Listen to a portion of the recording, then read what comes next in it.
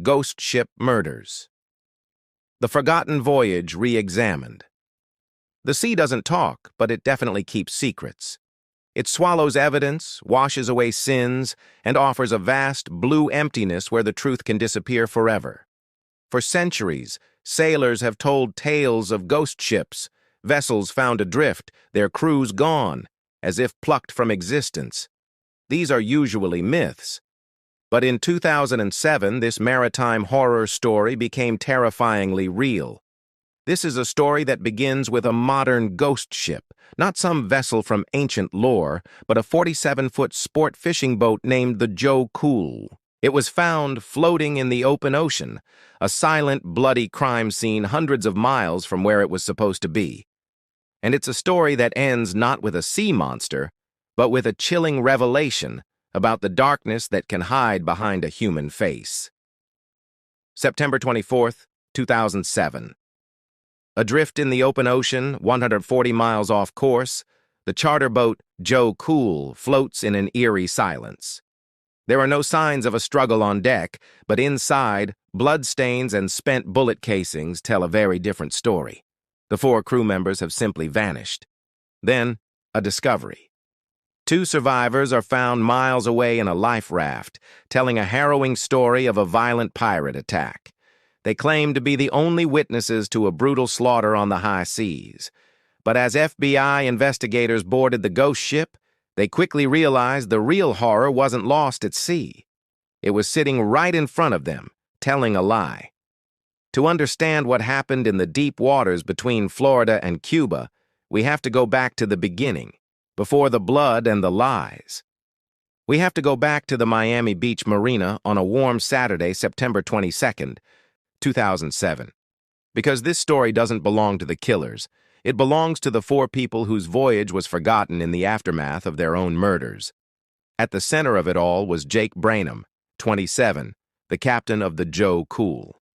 Jake was a man of the sea. The charter business was a family affair, and Jake was living his dream, skippering a beautiful 47-foot vessel. He was young, ambitious, and respected. He had recently married the love of his life, 30-year-old Kelly Brainham. Kelly was a vibrant presence at the marina and often joined Jake on trips. Their life together was just beginning. They had 2 young children, a 2-year-old daughter and a baby son, and their world was filled with promise. Joining them on this fateful trip was Jake's 35-year-old half-brother, Scott Gamble, and a close family friend, 27-year-old Samuel Carey. Scott and Samuel were experienced hands on a boat, reliable and trusted. They weren't just crew, they were family. Together, these 4 represented a small, tight-knit community bound by their love for the ocean. They understood the risks of the sea, but they had no reason to believe the real danger was about to step onto their deck. The charter request was unusual. 2 men, calling themselves Kirby Archer and Guillermo Zarabozo, wanted a one-way trip to Bimini in the Bahamas. They said they needed to leave quickly to meet their girlfriends on a yacht. The reason they couldn't fly? One of them had supposedly misplaced his passport. To lock in the trip, they offered to pay the full $4,000 fee in cash. The owner of the business, Jake's father, Jeff Brainham, took the deal. He later remembered the men paying from a big roll of $100 bills. He helped them load their duffel bags onto the Joe Cool, but he didn't inspect them. It was a decision that would haunt him for the rest of his life. Inside those bags, investigators would later learn, were guns and ammunition. As the Joe Cool pulled away from the Miami Beach Marina with its 4 crew members and 2 mysterious passengers, it sailed away from safety and into the crosshairs of a meticulously planned crime. The sun was bright, the sea was calm, and no one on that boat, apart from 2 men, knew this wasn't a fishing trip. It was a hijacking, and the destination was never the Bahamas. It was Cuba. The boat was due back the next evening. When Sunday came and went, with no word from the Joe Cool, the family started to worry. Phone calls went unanswered. Radio silence. It was every mariner's family's worst nightmare. By Monday morning, with a horrible sense of dread, they officially reported the boat missing, and the U.S. Coast Guard launched a massive search. But the Joe Cool was nowhere to be found because it wasn't where it was supposed to be. It had turned south. Far from its intended course, just 30 miles north of Cuban waters, the Joe Cool had run out of fuel and was drifting. A day later, a Coast Guard cutter finally spotted it. The vessel was a ghost ship. The life raft was missing, but everything of value, expensive fishing gear, electronics, personal belongings, was still there. The scene was quiet, almost peaceful, except for dark stains on the deck and the spent 9mm shell casings scattered in the cabin. The search for the crew intensified, but now it was shadowed by a sinister new reality. This was no longer a rescue mission. It was a crime scene. And then, another discovery. A Coast Guard helicopter spotted the missing life raft, a tiny speck in the enormous blue. Inside were two men, alive. They were Kirby Archer and Guillermo Zarabozo. When they were pulled from the water, they had a story ready. A story of chaos, violence, terror, a story of pirates. The story that Kirby Archer and Guillermo Zarabozo told was terrifying and, on the surface, maybe even plausible. It sounded like it was ripped from a pirate movie. They claimed that, shortly after leaving Miami, their boat was ambushed by a speedboat carrying 3 armed Cuban pirates who boarded the Joe Cool. According to their rehearsed account, the hijacking was swift and brutal. The pirates shot and killed Captain Jake Brainham on the flybridge. When his wife Kelly became hysterical, they murdered her next. The pirates then allegedly ordered the remaining crew, Scott Gamble and Samuel Carey, to dump the bodies overboard. When they refused, they too were shot and killed. The 2 survivors claimed their lives were spared for one reason. They spoke Spanish. They said the pirates forced them to help dispose of the other bodies and clean blood from the deck before commandeering the Joe Cool and steering it toward Cuba. After the boat ran out of fuel, they said another boat arrived, picked up the pirates, and vanished, leaving them alone. They then launched the life raft and waited to be rescued. It was a sensational story, and for a moment, it was the only explanation for 4 missing people in a blood-spattered boat. But for the seasoned agents of the FBI who took over the case, the story didn't just have holes, it was a sieve. The first question was the most obvious one. If it were pirates, why leave witnesses? Professional criminals capable of executing 4 people in cold blood rarely let 2 strangers go free to identify them. It just didn't make sense. Then there was the crime scene. The Joe Cool wasn't ransacked. In fact, it was strangely orderly. Investigators found cash, credit cards, and personal electronics untouched. The boat was also equipped with nearly $70,000 worth of high-end fishing gear. As one FBI agent later put it, pirates would have taken all of that.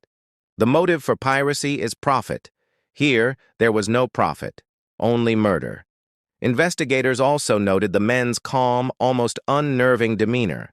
When questioned separately, their stories started to diverge on the details. Zarabozo described the pirates wearing striped shirts. Archer didn't. The order in which they claimed the victims were killed didn't line up. For the FBI, these weren't the fragmented memories of traumatized victims. They were the clumsy improvisations of liars. With the pirate story crumbling, the FBI focused on the ghost ship itself. They knew that every moment the boat was exposed to the sun and sea, valuable evidence was being lost. On the flybridge, where the men claimed the captain and his wife were murdered, forensic teams found blood spatter consistent with gunshot wounds. The most damning evidence, however, was what they found on the floor of the main cabin: 4 spent 9mm shell casings. The location was critical. If pirates had boarded and attacked on the open deck, you'd expect casings to be there, not inside the cabin.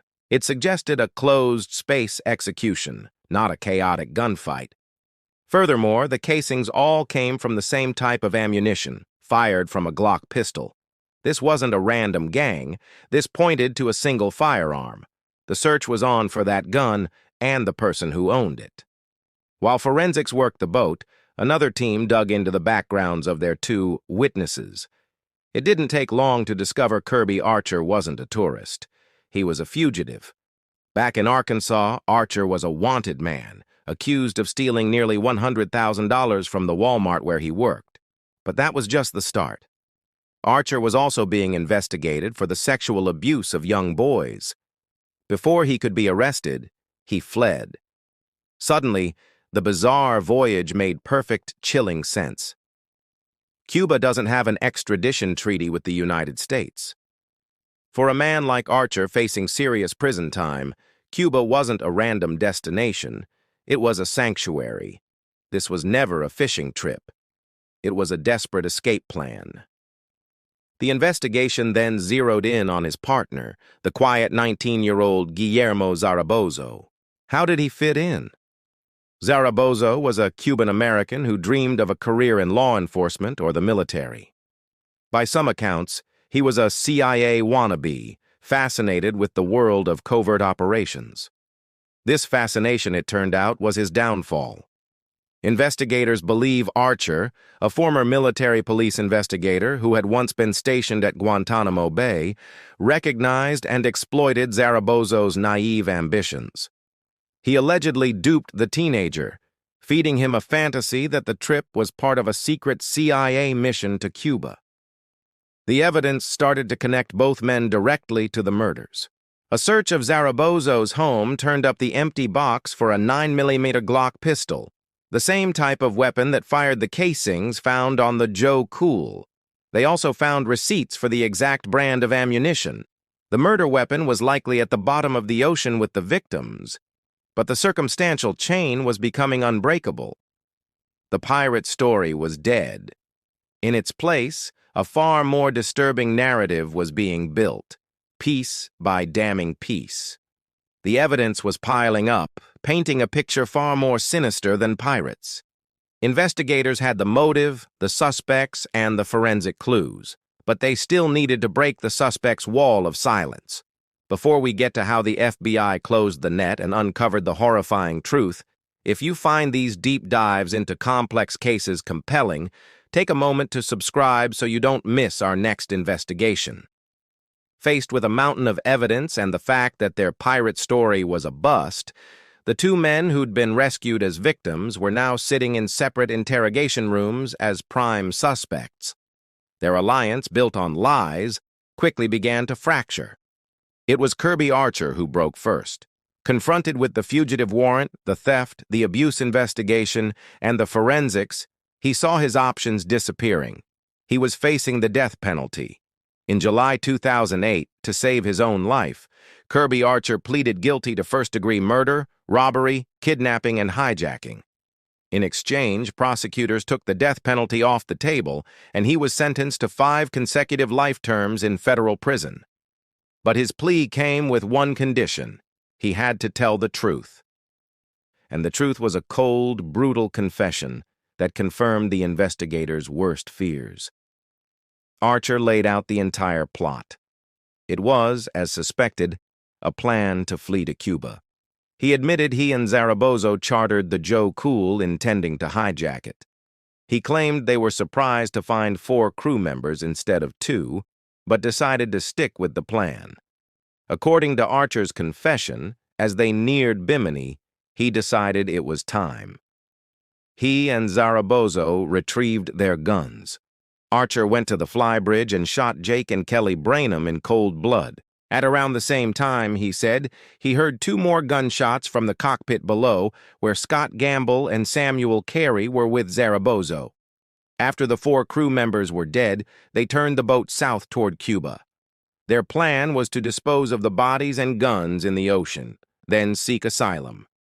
They threw the bodies of Jake, Kelly, Scott, and Samuel overboard, where they would never be found. They scrubbed the boat of blood, but couldn't erase every trace. They were within 30 miles of Cuba when the Joe Cool sputtered and died.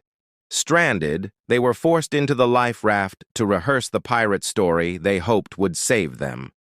Archer's confession sealed his own fate and pointed the finger directly at his young accomplice. Guillermo Zarabozo, however, refused to confess. He maintained his innocence, crafting a new story where he wasn't a co-conspirator but another victim. Zarabozo's trial began in September 2008. Taking the stand, he painted himself as a naive teenager tricked by a manipulative older man. He testified he genuinely believed he was being recruited for a top-secret CIA mission.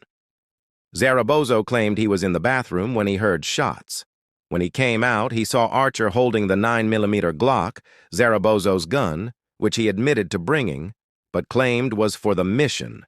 He testified that Archer then ordered him at gunpoint to help throw the bodies overboard and clean up the blood. He said he lied to authorities because he was terrified of Archer. The prosecution argued this was just another lie.